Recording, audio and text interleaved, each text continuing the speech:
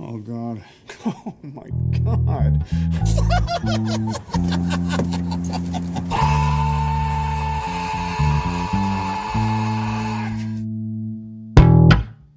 Head, shoulders, knees and toes, knees and toes.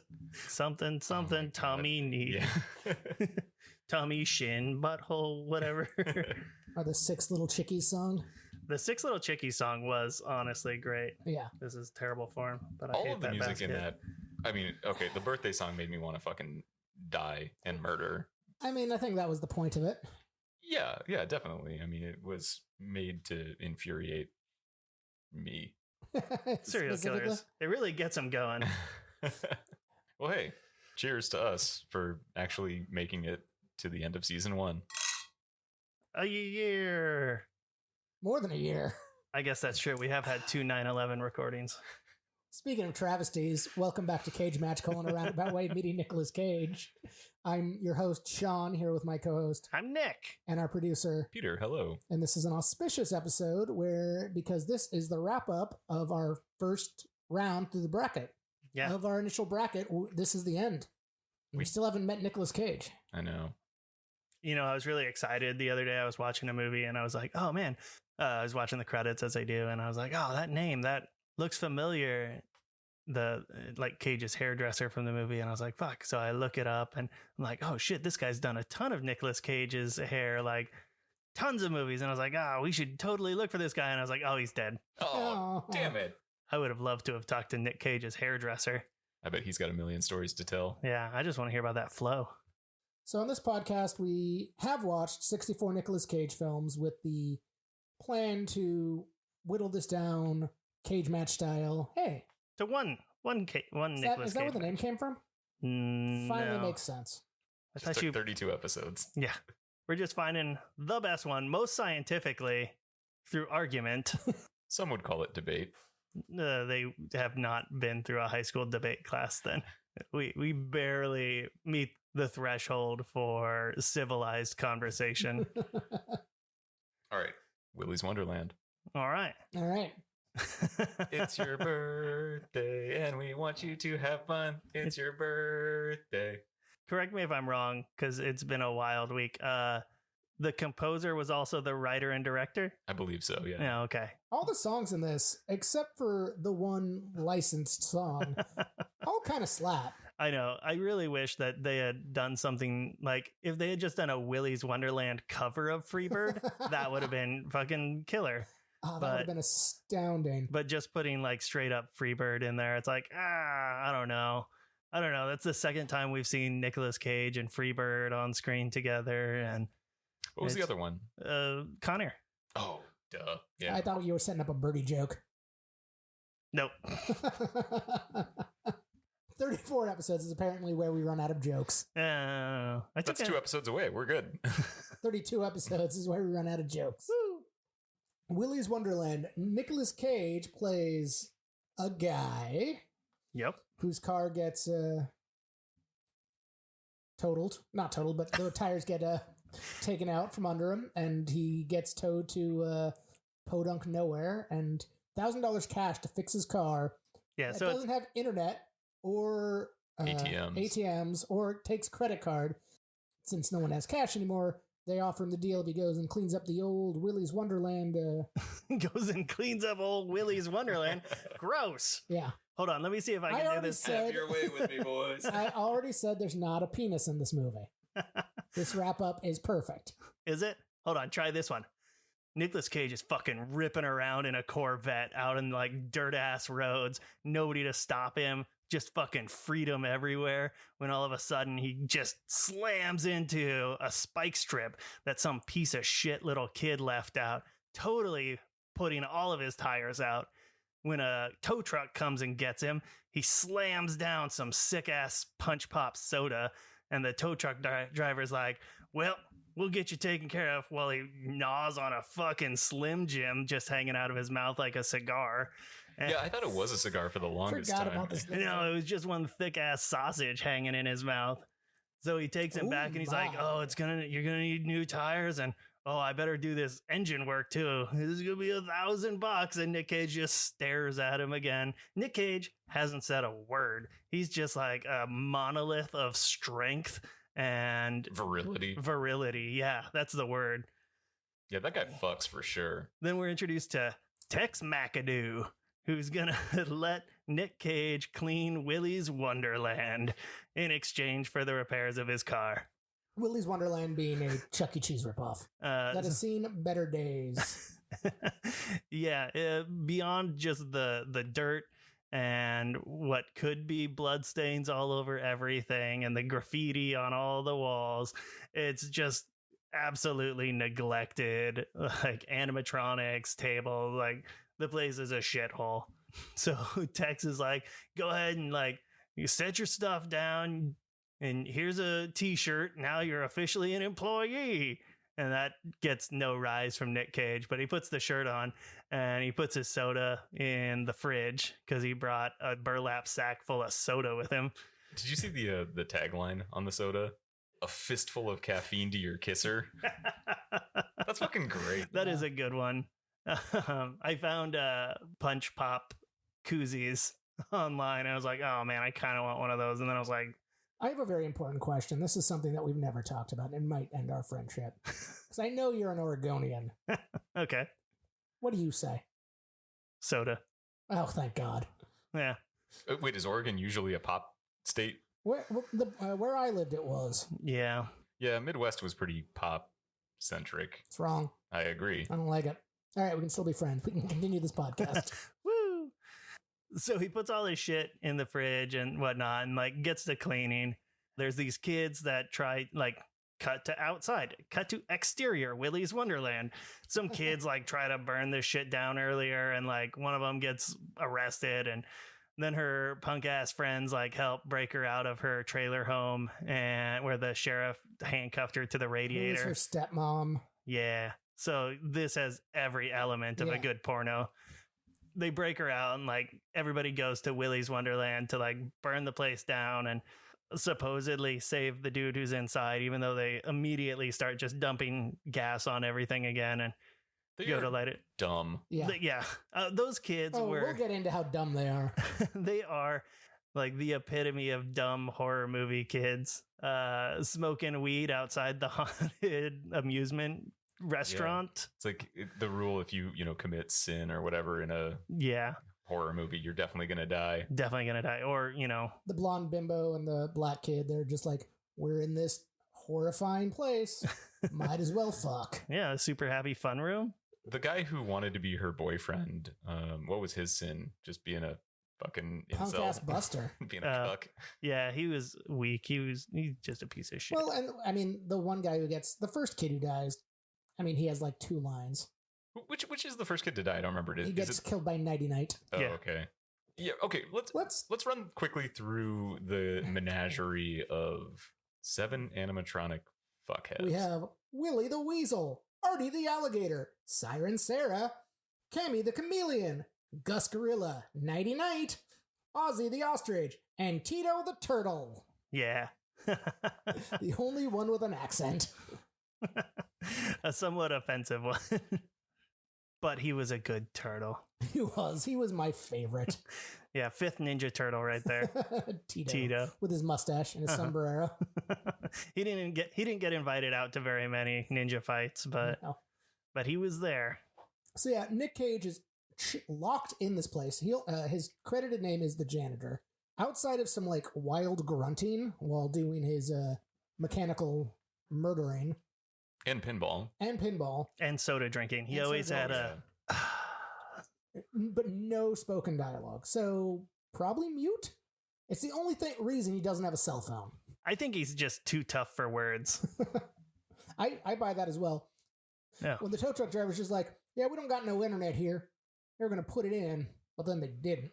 And then later, all the kids have cell phones. Well, one kid has a cell phone to call the sheriff with. So they have cell towers. Yeah, I was going to say they're totally different things. You can use the internet over cellular. Well, yeah, I suppose that's true. But can you run an ATM off of a cell phone? But what if they all only got 3G? What if they were like Ew. stuck back in that world? Yeah. You shut your Not mouth. even LTE. They're just like, Gross. ugh. Good luck downloading porn on that. Impossible. That's why you have rampant teen fucking. So Nick Cage takes the whole like take your break thing seriously because he's cleaning for a bit. Watch goes off, goes and has a punch pop, discovers this old Willy's Wonderland pinball machine, starts to clean it off, gets his beat back, goes back out, and then like every time he turns around, there's an ostrich a little closer to him. Gives it a couple slaps, and then the ostrich comes to life. That ostrich scene was my favorite murder, I think, just because it's the first and it kind of sets the tone. And I loved how he just sort of like boops him in the like tummy, and Yeah. it's like Well, it's also the most interesting because the ostrich is like the only one that's clearly not just a guy in a suit. It's actually a guy in a suit. I mean, yeah. But he like they green screen his body out, and he's got a puppet stick that he handles the head with. Well, I mean, it just moves like everything else is just like a mascot costume. Yeah, like the head is stable, Yeah. the neck wiggles, Yeah. and then the body just kind of jiggles around his body. But like Nick Cage, kills it with a broom. Oh, he breaks it in half and Yeah. then like ninja Stabs sticks it. in it. the head. Skills he's learned from movies such as jujitsu.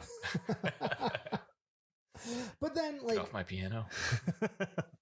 uses duct tape to like fix the cut on his face that the ostrich gave him, and then proceeds just to go about his day. Yeah, he goes right back to cleaning. He bags up the First ostrich. thing I would do is dismantle each and every one of those things. Well, the other ones haven't done anything to him. That's true. They haven't even said that they wanted to eat his face. And the amount of time he spends killing is time taken away from cleaning. He's very like single-minded, but I appreciate the way he just approaches this entire situation of, well, I'm here to clean this entire place. Shit's gonna fall apart, but god damn it, I'm gonna clean this place and go home with my car. Because he wasn't gonna let his car like get taken away. He was gonna hold up on his end of this deal. That's fair. I mean, his car was on the line. Yeah. All right, you sold me. I'm back. I on. did like the cleaning scene in the bathroom, that like kind of drugged out, fast forwardy. Oh yeah, our next one with Yeah. Gus Gorilla. Gus Gorilla. So the animatronics are alive, and we find out later that there was a pact with Satan to transfer the soul of serial killers into the animatronics. As you do. A classic satanic serial killer animatronics pack. There is a halfway through this I didn't know film. where else to go with that one. Halfway through this film, there's an extreme exposition dump. Which is the only dump you get in this movie, because otherwise it's all hard-ons and like good times. It's awesome. The birthday song starts up again, which gets him to leave the bathroom. When he comes back in, "We'll eat your soul or you will die" is written in blood on the mirror, and then the doors start closing on their own. So, do they possess like evil magic as well? Yeah, I would assume. Like, I mean, And why don't they use more of it? they might just have limited ability based on the amount of technology that their bodies are built on. There's not enough organic matter to like harness good Satan powers. So you can like poltergeist an arm and close a door. Yeah. But all right. So we're going with Shadowrun rules. The more of your body you give up, the less magic you can tap into. Yeah, exactly like that. Well, one of them is playing hide and seek with Nicolas Cage in the bathroom. I know this appeals to you. It does. This is a Shadowrun podcast now. All right. No, it's not. Fuck Shadowrun. It's the worst system ever.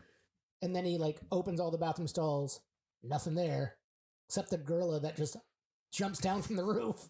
Yeah, I love the way he just sort of apparates above and like swings down. And have you ever swung on the like door thingy? There's usually like a sharp ridge on the top. That's not comfortable to like swing around on. It's got gorilla hands though. And Yeah. robot gorilla hands. Robot gorilla hands. That's probably what does Also, it. the line that gets me every time. Gorilla greetings. And then, for my money, the best fight scene in this whole movie, because it really uses the space. A plunger comes into play at one point. Yeah. He plunges Gus right in the mouth. and Gus is the only one who can't. No, Tito later begs for mercy too, but Gus is just like, wait, what? No, we can talk about this. yeah. As he gets his jaw like bit into the urinal and head kicked in. Yeah, it's definitely a little curb stomp American History X situation there. Yeah. Ugh. It was no good. It was a great fight, but it's not how you want to go out No. chewing on a urinal cake. Oh. But that was a good one. bags up Gus, throws him in the corner, goes about his business.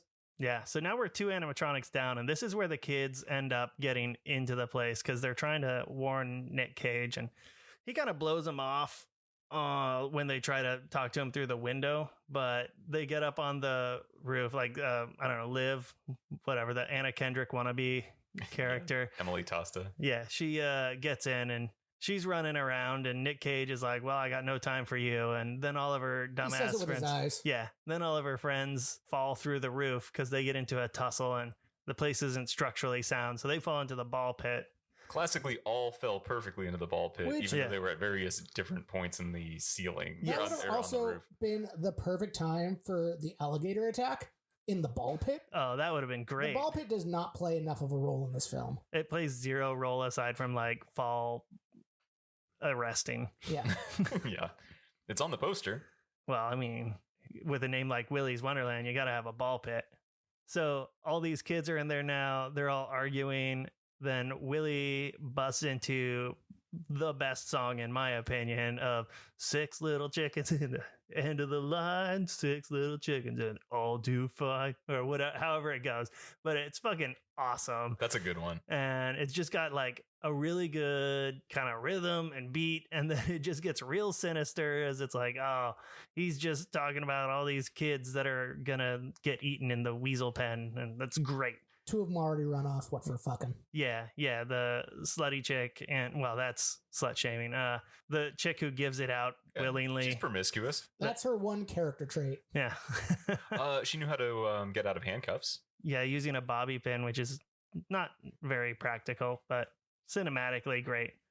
So they go off to the super happy fun room to have some super happy fun. The other kids are all there and hear this song, and then out of nowhere, Nighty Night like just pops up behind the weakest of them all, and The one with the least amount of lines. yeah, because he's about to get a sword stuffed right through his chest, and it's like the fattest, It's like a cloud strife foamest sword. looking Yeah. sword. Like this thing's Right almost a through. foot wide in like thickness. So he gets fucking taken out. They So- got him real bad in the tum-tum. Yep. Yeah. So Nick Cage comes back from break and grabs Nighty Night's sword and off with his head. Yeah. Never see that sword again. You might want to hold on to that. No way, dude. Even when he had a knife, he gave the knife away. He doesn't need a weapon. I mean, he'll use broom handles and a burlap sack full of soda, but he's not about like taking an undue advantage. He's going to give these animatronics every amount of chance they have. Yeah. So we have the 2 fucking in the super happy fun room, Oh, yeah. which get taken out by the alligator. Yeah, they get gatored. They get gatored. They're gatored. Bite one of their heads off. They get gatored while they're fucking because he gets closer. The chameleon is in the arcade with the wimpy kid that wants to be Liv's boyfriend. Siren and Tito. Oh, they got the other like nerdier looking kid. Yeah, there's the nerdy black guy. They get him. Mm-hmm. And then the incel dude gets it from the chameleon. Yeah. Mm-hmm. She And he had chokes him out. he had the weakest one because she like just roped him with her tongue and snap. like broke his neck Yeah, that and way. then I was like, Liv runs weak. in right then. Oh, and that's sees one. that- Yeah, he hands her the knife at that point. Yeah, It's just like Liv runs beep, beep, in. beep, beep. Yeah. Nick Cage is there, puts his dukes up, watch goes off, looks at it, just hands Liv back her own knife and walks away. Yeah. That was just so good.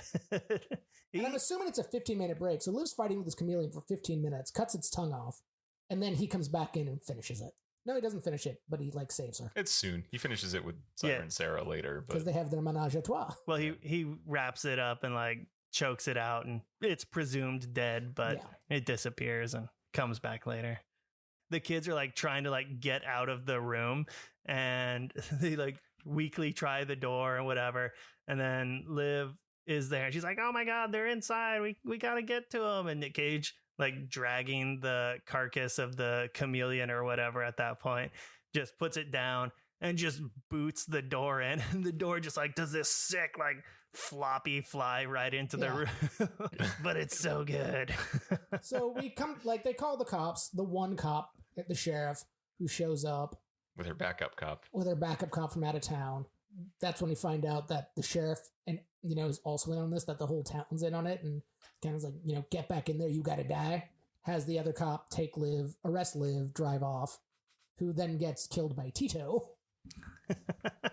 Which is just great. One of your favorite fight scenes, if I remember correctly. That is correct. That is a great fight scene. Tito gets his balls that he says he has smashed in with the butt of a The shotgun. Yeah. He just gets fucking whipped with it until he passes out. He just gets beaten the balls till he blacks out. And he begs for mercy the whole time. So good. Just like a turtle. So eventually the cop brings Nick Cage back to Willy. Willy kills the cop, then proceeds to beat the shit out of Nicolas Cage. Leaves him for dead in the ball pit, though supposedly has to eat people. Yeah, they're tenderizing balls. So I would say for all the actual fun, stupid action in this film, the Willy fight is so lame. Slow motion, wide swings. The Willy suit, I don't think lends itself well to fighting. None of them actually did. The fight choreography really boils down to shaky cam, and that's how they achieved any kind of action. But the gorilla was fun. The ostrich was fun. Those are the best fights for sure. Well, and then the only one that he doesn't kill is Siren Sarah. Right, but she blows herself up when she blows up the car. Yeah. With Tex McAdoo. Tex McAdoo. Second best name in the movie. Because, the next day... What's the best one? Tito Turtle? Could be. Whatever the serial killer's name was, because he got a sweet 3-name name. Oh, yeah. Oh, yeah, you're right. A real Bart Harley Jarvis. Yeah, he's a real Bart Harley Jarvis. Jerry Robert Willis. Oh, Jerry Robert Willis. That's a good one. All in all, this movie, real light on plot. It's a horror comedy. It's, if nothing else, inspired heavily by Five Nights at Freddy's and just Chuck E. Cheese culture. Yeah. Satanism and stuff. But it's I don't know. I really enjoyed this movie, obviously, because it is just so dumb, and you just let everything go and you let the movie be the movie. It's short. It's like an hour and 25 minutes or some shit. I mean, it moves well. It's like you're full of stuff happening. There's that awesome dance scene. Nick Cage dancing and playing pinball. Yeah, that's great. Apparently improv the entire scene. That was originally supposed to be an arcade game, but they realized it was just going to be cheaper to make a custom pinball machine. So they went that way. I mean, the movie cost $5 million and it did not do well because it was COVID. Yeah, it released right when everything shut down. Yeah. So it's real tough sell there. But how much of that do you think went to licensing Freebird? I was looking that up. Obviously, they're not going to just post it online. But typically, a song for a movie would be under $60,000 for something of that scale, like a classic rock That's thing. way lower than I actually thought. Yeah. But all right, we're going to use all our Patreon money to get Freebird. 5 seconds of Freebird. We're going to... Very last episode. Too close. Don't even try that. Yeah. But they'll come for us. So this is a rough one in terms of talking about Cage's performance, because he just has his poster stare for this whole movie. Pretty much, yeah. He's very stoic. The left side of the lip kind of sticks out just enough. That's his look for the whole movie. Mm-hmm. And beating shit. Yeah. And playing pinball. Yeah. And drinking soda. Yeah, and drinking soda. I do love his physicality in this movie. Mm-hmm. He's getting up there in years, and they obviously didn't go crazy with choreography or anything, but the way he slams those sodas and crushes the can and throws it in the garbage, and just the way he moves and stuff, he's very self-sure. Because he's in decent shape in this too. He's no slouch in this film. Well, he did, give himself a duct tape girdle at one point too. But even before that, he was still just in the t-shirt. I'm when he's just mopping, I'm you're not schleppy. Yeah, because Pig came out not that long after this, and he is definitely lumpier. That's true. So yeah, I mean, what would you say? Good Cage, good movie, good, bad, bad, good, good. Well, it's definitely a bad Good. movie. Bad. And I'm here for it. Yeah. It's a bad movie in the best way. Yeah.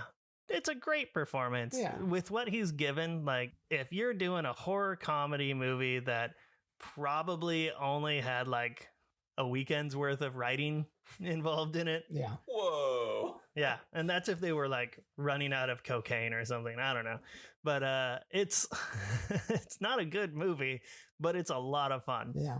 I still like this theory that like there is a series of Nick Cage films. This theory is my own, where there's a series of Nick Cage films where he's just playing like the same guy, just starting at Red Rock West. Just a guy rocks into a town, solves its problem. Red rocks into a town. Red rocks into a town, solves its problem. Red rocks right back out. And this fits that mold. Yeah, It does, yeah.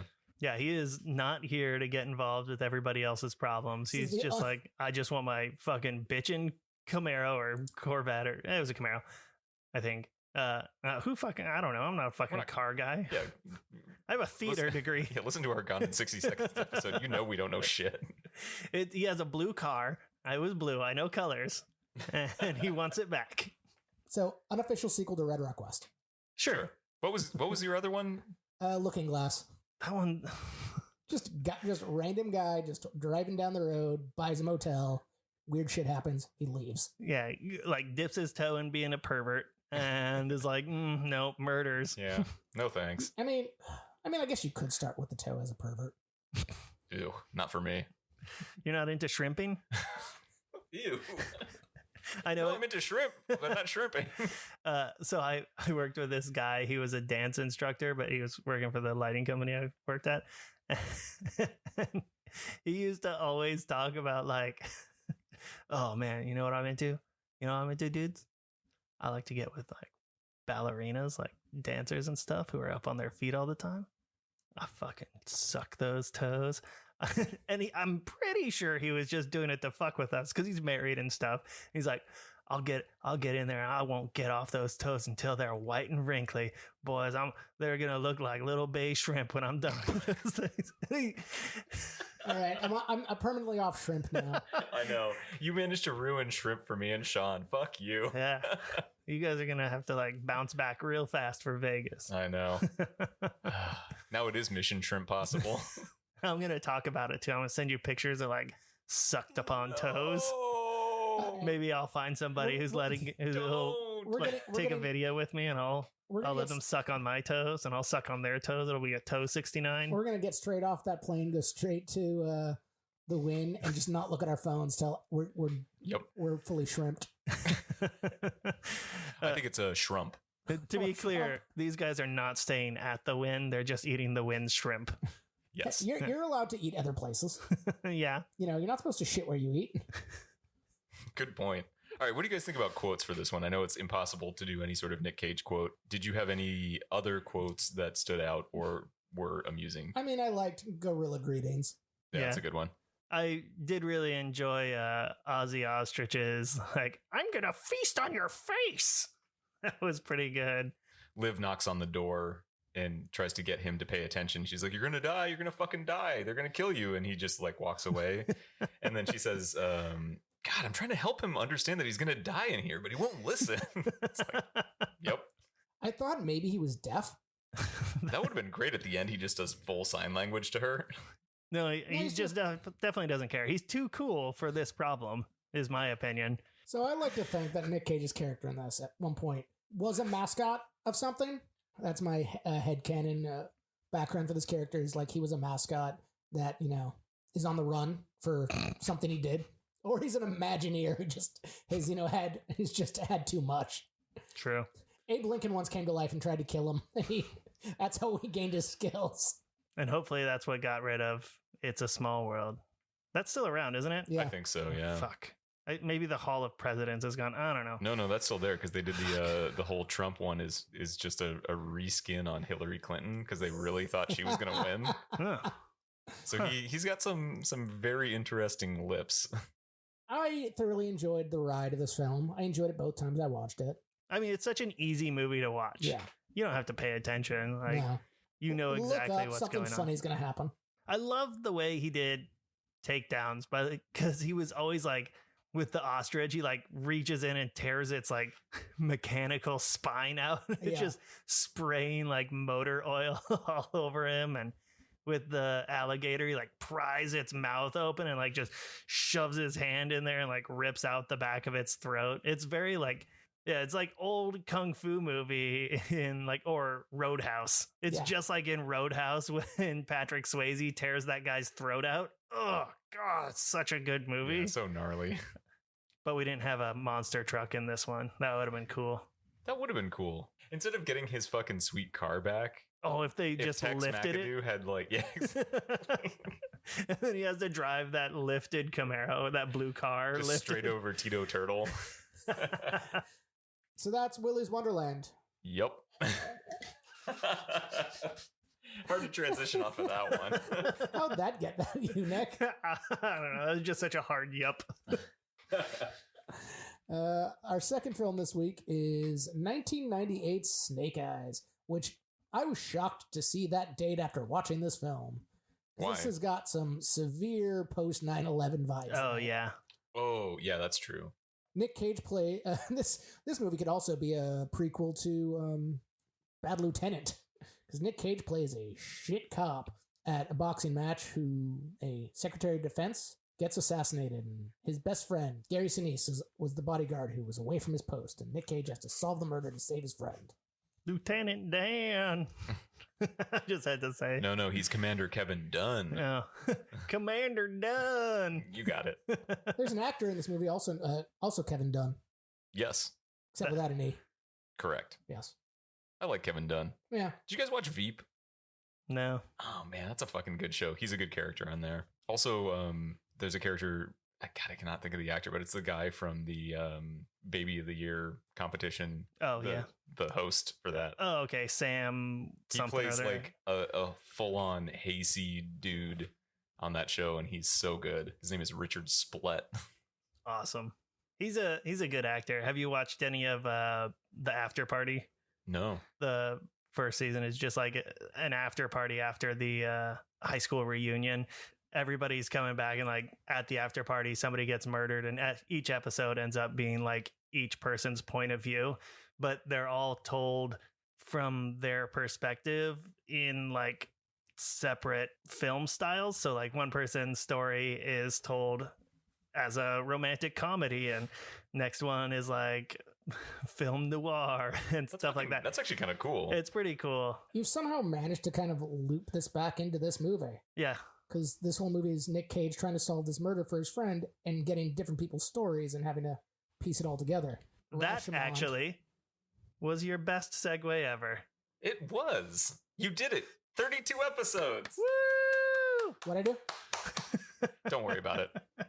It'll never happen again. It's fine. Everybody, we'll put a warning at the beginning of the episode. They'll know when to skip it. What you're talking about, Sean, I think was actually my favorite part, because I watched this and I texted Nick after like 40 minutes of it, and I had to stop watching that night, and I was like, this movie is kind of fucking good. Like, I love this multi-perspective kind of thing, and then they don't do it anymore. They start it. So it all takes place at a boxing match. Nick Cage is there, and the first thing that puts him on the case is the boxer you bet on, the heavyweight champ, goes down. As soon as the gunshot light goes off, like his head shoots up, and Nick Cage is like, that guy didn't get knocked out. He's who my money was on. And he goes to interview him. There's a very nice touch where once Nick Cage realizes he's going to be on the news because he wants to run for mayor one day, he needs a nicer, not shitty shirt to be like shot in. So anytime they do filmed in. Yeah, right. Good point. Anytime they do a flashback and he's in like the paisley like The shirt, yellow shirt. the yellow shirt, you know it's a flashback. That shirt is also so sick. Like, it had so many good elements. Like, did you notice on the back of the collar like will come to like a point and then like back out? That was a good shirt. I'd wear the shit out of that. I loved that shirt. The shirt wasn't the problem. It's like the leather dress jacket. That's the problem. I don't know. That was a pretty good jacket too. This is a jacket that represents personal freedom, Sean.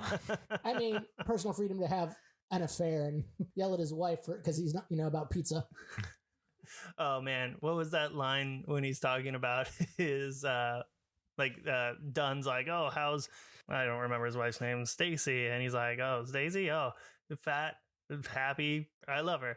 And He's like, no, not her. The other one. Oh, Monica, skinny, angry. I love her. Yeah. It's like, oh man, I love the character he brings in this because he's just like, he's Atlantic City. Yeah. I mean, this is where it's taking place. He's just like During a wheeling and tropical storm. dealing. Yeah, there's a tropical storm, Teresa, or some shit going on. And he's just like, he's having a blast. He's like at the fight. He's got his good buddy from back in the day in town who got him like front row seats at the Yeah. fight. The boxer is from the same school as him, so like he's always constantly trying to like meet him and talk about whatever fucking mascot they had. And I mean, you see like, oh, he chases down Luis Guzman or whatever, Yeah. and Shakes him down. yeah, because he's apparently a drug dealer, and like that's his only part, like 30 seconds of movie there. But he takes his money and breaks all of his drugs and tells him like that's the cost of Yeah. doing business. Well, he's in one of the flashbacks too. Yeah, of the same scene. Yeah. Yeah. Well, the lead up to that scene. Yeah, I'm still mad at Luis Guzman because he owes me money. Like legitimately, he tipped me no dollars Oh. when he came in with his family to a Chili's in West Springfield, Massachusetts. I got fucked by Luis Guzman. oh man, I bet he enjoyed the shit out of those baby back ribs that night too. He probably got like, I don't know, Southwest poppers or some shit. So the crux of this film is it tries to like do the 3 point of view thing. It's Rashomon for any film buffs out there. Well, okay, it wanted to be. It wanted to be. The thing is, nobody ever lies. There's no like. It would have been cool if you had to piece the mystery together, but after the second flashback, which is Gary Sinise's flashback of him killing the terrorist, we just find out that Gary Sinise like set up this whole thing. Yeah, Like, we learn he's the bad guy at about the 25-minute mark. it's a little bit further than that, but in a 2-hour movie, you've got about like an hour and 20 minutes of knowing the entire conceit to the movie. Yeah. While Nicolas Cage still has to like piece it together up until about like the last, I don't know, 40 minutes of the Yeah. movie. But it just makes for a real painful like half hour of like, oh God, I'm doing this. And like, we have to listen to Gary Sinise say his lines with that stupid face of his. He does have a stupid God face. damn it. It is dumb, isn't it? It looks too short. Like somebody sat on his head. Well, and as a younger man too, it looks even weirder. Oh, yeah. Oh, when he has that hippie hair and he's all Ironsides in Forrest Gump. Right. Yeah. The first 40 minutes of the movie is like, this movie's really good. Yeah, And his then once energy is just popping. but once they kind of give up the ghost, is that the phrase? Ghost or goat? I'm What? not gonna tell you. Josie's gonna tell you. Yeah, Josie, drop it in the comments. Please do. This is the line share all over again. But once they give that up, it's just like, what are the stakes now? He's trying to save the informant. Well, he doesn't even know, like, from the beginning that it is an informant situation. It's Carla Gugino. How do you say her name? Whew, I couldn't see her name past that huge ass cleavage. Man, that's how you distract them. Catch them looking. Not gonna lie, like, it was big honkers. Okay, sorry. Two stories. So, Big Honker has a very specific reference for my family now, because anytime Cora takes a big shit, because she's always really backed up, she'll just poop and then she'll go, Big Honker. I think that was the first time you've ever name checked your kid on the podcast. That's true. We'll see how I edit that out or in. I don't know. And then I remember seeing, when did Sin City, or not? Was it Sin City? That's the black and white Frank, Frank Miller. When did that come out? 2004 or something? 2004, 2005. Something in that window. It was after high school, I know that. Yeah. After high school, but enough that I was still like horny. And I remember she takes off her top in that, and I was like, damn, that's 2005. a hot ass woman. So a Secretary of Defense is killed, supposedly because of they're testing out like a missile system. Yeah. Some missile defense system. Yeah. And Which they've been giving falsifying test results Test results, yeah. And the secretary was gonna like probably vote it down because he was getting pressure from the libs. Well, if he knew that it didn't work, then he wouldn't have allotted government money for it. But they already said he was kind of like on the fence about it. And okay, fine, I guess. It doesn't really have anything to do with anything. But what muddies it even more is after Gary Sinise kills his 2 cohorts in this assassination, Oh, yeah. because Nick Cage knows too much and he can't kill his friend because his friend's his alibi. After he kills his 2 cohorts, he meets with the guy who's trying to open this casino. The arena is going to be becoming a casino, who we see around, but I don't think has a lot of lines. But there's this whole other thing where they need to sell the missile system to get money to finish the casino, to fund something else. There's so much needless extra plot to this film. Yeah, that guy's played by John Hurd, who was probably most famously the dad from Home Alone. Oh, yeah. Okay. Yeah, he's Kevin McAllister's dad. Yeah. Yeah, this movie tries to go too deep. It really wants to be the Manchurian Candidate and like have some real thick like government conspiracy shit going on, but it's never gonna be that. I mean, for one, you got Nick Cage, so that's pretty cool. Yeah. Suck it, Manchurian Candidate. I mean, Nick Cage would probably do a remake of the Manchurian Candidate. Yeah, another Manchurian Candidate. But with Nick Cage, it'd be great. Yeah. I haven't seen the original in a really long time. It's really good. I was upset when I bought the Denzel one because I accidentally bought it in full screen, not widescreen. That's unwatchable now. It was real rough to put that on and be like, the lines are on the wrong side of the TV. I had a girlfriend once. What? Congratulations. I only brought 2 bottles of champagne. I had a girlfriend once. Mazel tov. Smash. I had a girlfriend once try and do something nice for me. Like when we first started dating, bought me a copy of Sam Raimi's Spider-Man on DVD, but bought me the full screen edition. Oh. I did break up with her shortly after. Good. You partially because of that. Yeah. I mean, I can go home and hate myself. That's fine. I got that in spades. What were we talking about? All right. So, I mean, like, we did in-depth plot line of Willy's Wonderland, and we are not hitting on any of the plot line of the movie that has a plot. Sinise is trying to, like, track down this woman who turns out to be an informant who is going to tell the senator about the fake missile tests. Mm-hmm. That's why... Fake Mazel Tov. That's why the defense secretary was killed, and she was shot because they were trying to assassinate her as well. They hired a known terrorist to pull off the assassination.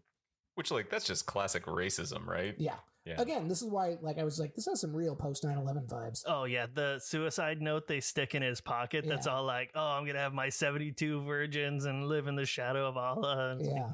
I do like the scene where, like, they're setting up for the assassination because they just, like, have a plastic grocery bag that the guy pulls, like, sniper rifle out of. Yeah. And then he goes into this, like, little box to, like, shoot him from, like, not bust out the glass and shoot him from. Yeah, he basically went into, like, the end cap from a grocery store and shot him from underneath the stands. A Miller beer ad. After he does that, when Gary Sinise shoots him, someone else comes up with another grocery bag that he pulls his gun out of.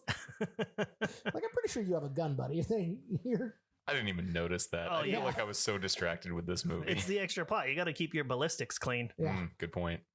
I did notice after he kills his cohorts, like the cleanup crew, they're putting them in tubes, and the whole end credits is them putting up the concrete pillars. Oh, yeah. So I'm like, oh, that's kind of a cool touch.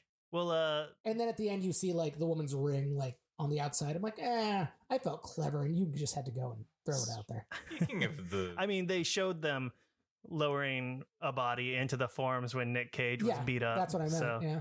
Also, just like, as much as I enjoy watching construction workers work, I've made a living out of it, but it was the most awkward credits of just watching. It reminded me of The Whitest Kid You Know, Jaws skit. Oh. Just the slow close-up. Do you know that one, Peter? I don't. We're going to watch it after. And then here, imagine me laughing. Yeah, we'll watch it after. I won't ruin it for you. But so Nick Cage gets to the informant first, hides her in bay doors. Yeah, so at one point when I was watching this, like, I think I went into a fugue state and I did not see any of her going into this room that she is locked in. Because later they cut to her and I'm like, the fuck is this? Yeah, he takes her there. Yeah, he puts her in there. It's like, it looks like it's built to be... I think it's a loading dock or It's like a storage room, but with weirdly high security, and they're storing weird shit in there too, like fake missiles and stuff. Because of what it's going to be, it has like missile decorations and shit. But it's really, really weird, and it's just like one sheet of corrugated metal. There's no insulation, no like wall or anything separating it from outside, because we get something that like flies through it near the end in the hurricane. So, yes, Nick Cage figures out Gary Sinise is being the bad guy. You should have just looked at his face. Yeah. I know, such a dumb But, face. like, finds proof. Gary Sinise destroys the proof, but then, like, takes Cage, has the boxer, heavyweight champion, beat him up for the information. So Nick Cage is just, like, all fucked up. Like, He can't talk for shit. Like, big, fucked up, like, Big old swollen goose face. eggs. Like, you're going to edit that in earlier, and I'm going to sound like an asshole when we're talking about other things. Don't tempt me with a good time. So he wakes up from his pummeling and goes to like find the girl, and Gary Sinise is following him. The hurricane is picking up. In this whole movie, I'm like, why is there a hurricane again? For this very next scene. Because there's lightning outside, and every time there's lightning, you can see Gary Sinise's shadow behind Nick Cage. So, like, with a gun. So Nick Cage turns around and is like, I'm not going to tell you. Nick Cage finally goes in there with her. At this time, there is a reporter outside. There's a big sphere that starts rolling down the street that fell off the building. At the same time, a cop van is rolling up the other side, swerves out of the way of the big sphere into the double doors just in time to catch Gary Sinise before he murders everybody. Yeah, perfect timing. Like some little, like, real Deus Ex Machina to wrap that story up. Everything in this movie is so planned out. Yeah. And then they get to the end and they're just like, I don't fucking know. A cop van punches through the wall. And then Gary Sinise kills himself in the dumbest way, by just kind of shooting himself through, like, I guess he probably hit his lung, but that wouldn't have been instant. Yeah, I don't know. It was very unsatisfying. Yeah. And then, oh man, Nick and Cage his is a hero cop. stupid dumb face and his stupid dumb voice. He's like, oh, but they're a murderer. Oh, they killed.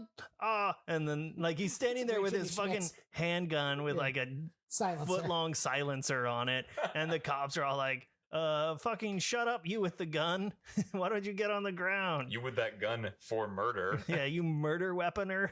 So then Nick Cage, hero cop, all these reports about this big hero cop, and then the movie remembers, wait, he was a piece of shit. So he has his comeuppance come immediately. Yeah, he gets a lot of accolades, and then you see him like getting swarmed by cops while he's jumping into his yellow Ferrari or whatever, and all of his corruption stings and everything come out, and then he goes to jail. Well, and then the movie, then he meets up with the informant again at the end, who they have had no chemistry in this movie. And then she's all like, I don't know. She took her glasses off at least one time. Yeah, at the very beginning, when and they they fell were off broken. and they broke. And then she couldn't see shit for the whole movie. That's why then, she likes him. Yeah, well, that's But fair. then, like, she meets up and is like, or she's like, do you have a wife? She ran away. Oh, you have a girlfriend? She ran away too. And it's like, I don't know, but like, you know, if you're free in 12 to 18 months, if you want to like get a drink, she's like, I'd like that. Yeah, he And says then they he's kiss. headed upstate for a Yeah. while, and she's like, Yeah. "Oh yeah," and then she catches on. It's like, "Oh yeah." The pen. But yeah, and then they're like, and then they share a kiss, and the movie ends. And Yeah. the most unsatisfying, like, none of that. Like a solid first half that just immediately falls apart. So, Nick, where do you put this? Good Cage, bad Cage, bad Cage, good Cage, bad Cage, good movie, good Cage, bad movie, bad, good, bad. I think I this used is a to be good at that. pretty mediocre Cage. So I guess it falls to like just not a good Cage. He started out so strong, and he had elements where he really connected to the script that I liked, but it was super inconsistent, I felt, especially near the end. He just kind of got flat, unlike his face, which was real bulbousy. I mean, it was fine, but the audience knows what's going on so early that I just stopped caring. Yeah. It's like, oh, okay, well, I know minus one or two little details what the whole conceit of this is. So I'll just sit here And and I'll ultimately, get to the end. doesn't matter why he did it. Yeah. To the audience. No, it doesn't. Yeah, so I would also kind of agree. Mediocre performance by Cage with a lot of highs but a lot of lows. So just kind of middling performance and not good movie. Yeah, But you got to hear him do like mush mouth, beat up face talking at the end. That's a character actor, baby. I don't think he went out on the weekends and like got beat up He might have. for the method acting. Well, Just to it played figure off out. later in Pig when he gets beat up. That's true. He's been working his whole career just trying to figure out how to get beat up. Yeah. Do you guys have quotes? My quote comes from when Nick Cage is in the stairwell and he's talking to Julia, and she's told him that it was Dunn she saw kill everybody. Yeah. Like Dunn was the one. He was waiting there to kill the terrorists he's involved. And she's just like, look, I'm sorry. And Rick's like, who gives a shit if you're sorry? She's like, are you mad at, or what are you mad at me for? And he's just like, because I didn't have to know. You decided to have this problem, not me. My world would have gone on turning just fine. But now, either way I look, I have to do something I don't want to do. Do you understand? I do not want to do this. Because he has to go arrest his friend. Yeah. Or a good line. ignore murders. Right. Yeah. So he's kind of stuck in a rock and a hard place sort of situation. Mine was from like when he's all coked out at the beginning, and Dunn's telling him, like, come into private security, make more money, get his son out of there. Tell him This is his son. Don't make Michael grow up here. It's not a beach town anymore. It's a sewer. But it's my sewer, Jiminy, and I love it. In 6 square blocks, everybody knows me. I got the whole town wired. If I manage to get my face on TV a few times, maybe I'll run for mayor or something. But that's as far as I want to go. Because I was made for this sewer, baby, and I am the king. Yeah. I loved his character in the beginning. Yeah. He had just cool energy. He was a slime ball, but he was Great never like jacket. a bad person. He just wasn't on the level. I don't know. He did shake down Guzman for money so he could give a... Good. Somebody's got to get paid. But so he tries to make I it... want my $20 tip. Well, I don't think this is going to be a big surprise question, but what movie moves on? This is Primal. the weird category, right? Oh, This is We didn't say that at it's the top. the end of Yeah, this- fucking weird. Yeah, this is our last 5. I think it has to be the fucking weird. weirder film. yeah, it does have to be that one. It's also the better film, Willy's Wonderland. Whew, we nailed that speaking together. Well, Suck a dick. Suck a dick. There you go. Last thoughts? No, suck a toe. Oh, suck a toe. Suck a toe. Suck a toe. Suck a toe. That sounds like a town in Washington. Suck a toe. Sakatoa. Yeah. Well, fuck, man. We did it. We got through season 1. 32 whole episodes, baby. Let's 32 do whole it again. episodes. Let's do it all again. Yeah, absolutely. From the top. Oh God, no, fuck you. But yeah, thank you all for listening, and stick with us for season 2. We're gonna have a little bit of an interim. I think what we're gonna do is a bit of a wrap up episode. I'm only mad about one movie. Yeah, I know. We're both mad that Primal didn't move on, and it's a fucking shame. It hurts. It hurts every day. We'll figure out how to retcon it in the next episode. We are But also we'll try. going to record a special bonus episode for the retirement plan, which was supposed to come out on the 28th of August and now is coming out on the 15th of September. Maybe in theaters, maybe not. We're going to find out. We'll record something for that. And then we've got a couple little one-off episodes for you all with some old friends of ours. And beyond that, Stay tuned for season 2. Yeah. Ooh, I have a fun little anecdote before we leave today. Yeah, please. At my morning stand-up, one of the members of the marketing team, their theme was like, what is a brand you are loyal to? And it came to me. And I'm like, can a person be a brand? And they're like, sure. And I'm like, cool. This won't surprise anyone on my team, but the rest of you, I am the biggest Nick Cage fan. And the man still puts out quality work, and I will watch anything he's in. I thought you would have said like Kirkland Sparkle Buddies. Yeah. This is sponsored by Kirkland brand Sparkle Buddies. Speaking of, thank you for your support to our Sparkle Buddies. Josh, Sean, Josie, Rico, Matt, and Adam. What was that thing you just did? What? A segue? I don't think that's right. And to our cage dancers, Ira, John, Freeman, and Lance. If anyone wants to support us on Patreon, we are available at Cage Match. If you want to shoot the shit with us on Reddit or tell us that we're dumb, which most people do, we are at Cage Match Pod, and we're also on Instagram, Twitter, etc. Find us. Look for Nick and Sean's faces. You know them well. Mm-hmm. Thank you, everybody. This has been a blast. Thanks for taking this ride with us. It's not done, so don't give up on us. Yeah. It sounds like we're all dying or something. We might. Well, we might be. I don't know. A little. We're all inside. dying. Every day is a little closer to death. You guys want to do a satanic cult? Yeah. What Cool. are we trying to transfer our souls? We're into? gonna put ourselves into the mics, and then we'll will the mics to Hayden. My soul is going to go into that lava lamp right there, and it's just going to be like dick shapes all the time. Oh, beautiful, beautiful. I'm just looking around the room. I'm like, there's not a lot of options in here. I guess I could be a haunted lamp. That'd be cool. Ooh, yeah. Oh, you wanted light? Bitch. Guess what? Turning off. Yo, haunted NES. That way people have to blow on me all the time. It's just an NES that moans. Bye bye.